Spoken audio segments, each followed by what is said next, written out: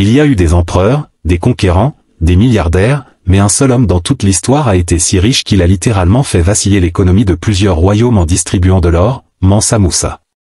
Bien avant que les Européens ne commencent à tracer des cartes avec leurs empires coloniaux, l'Afrique abritait des royaumes puissants, prospères et organisés. Parmi eux, l'Empire du Mali. Situé en Afrique de l'Ouest, le Mali au XIIIe et XIVe siècle était un empire immense, s'étendant du fleuve Sénégal au Niger, englobant des régions de l'actuel Mali, Mauritanie, Sénégal, Burkina Faso, Niger, Guinée et Côte d'Ivoire.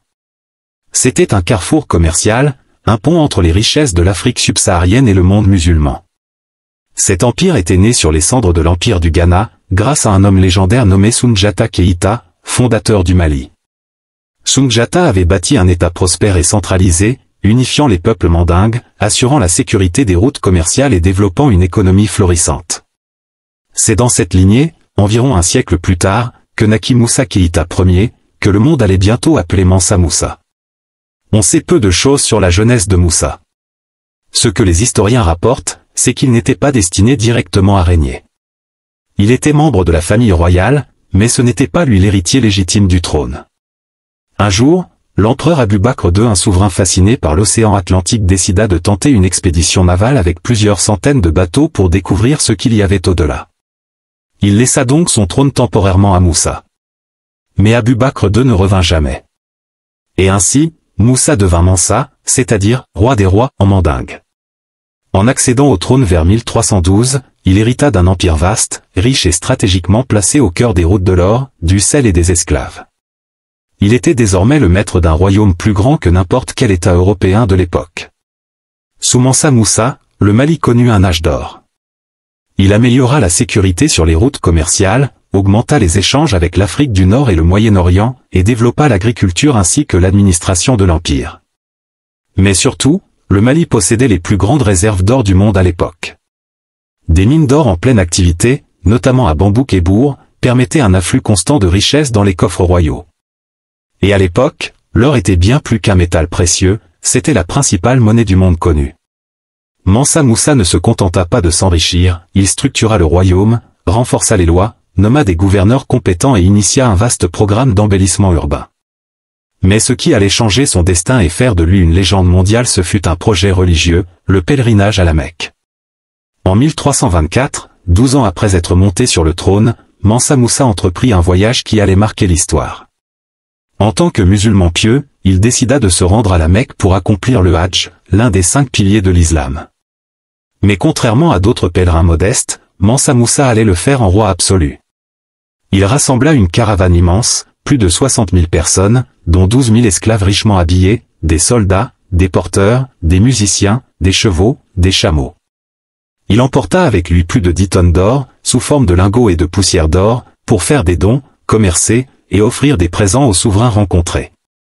Il traversa le Sahara, le désert impitoyable, avec une logistique sans précédent. Arrivé en Égypte, au Caire, il provoqua un véritable séisme. Les habitants du Caire furent stupéfaits par la richesse et la générosité de Mansa Moussa.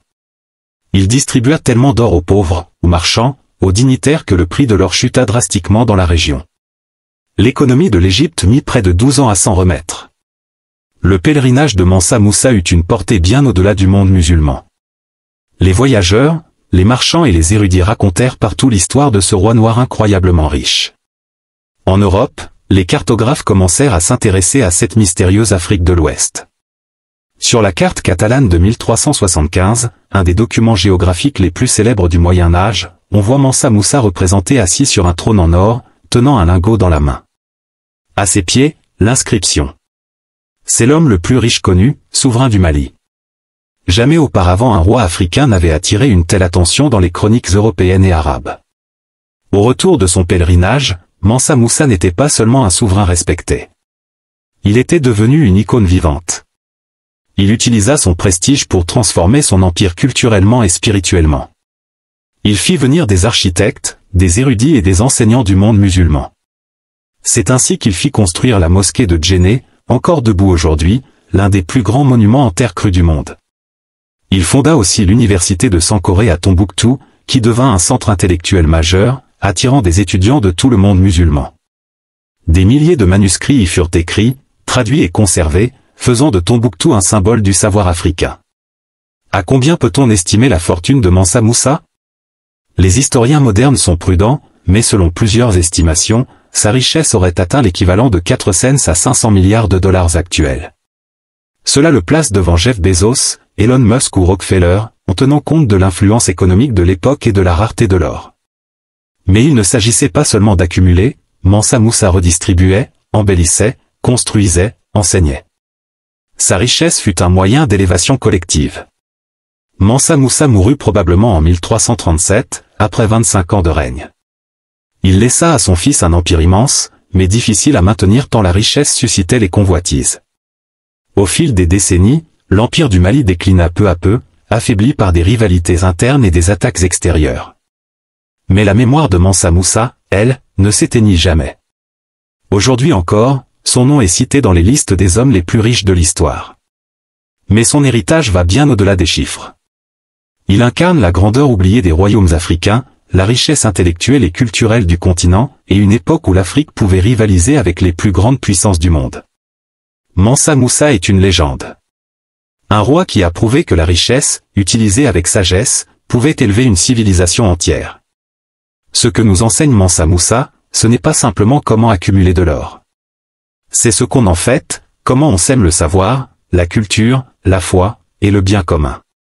Dans un monde où la richesse est souvent utilisée à des fins personnelles, son exemple résonne comme un rappel puissant.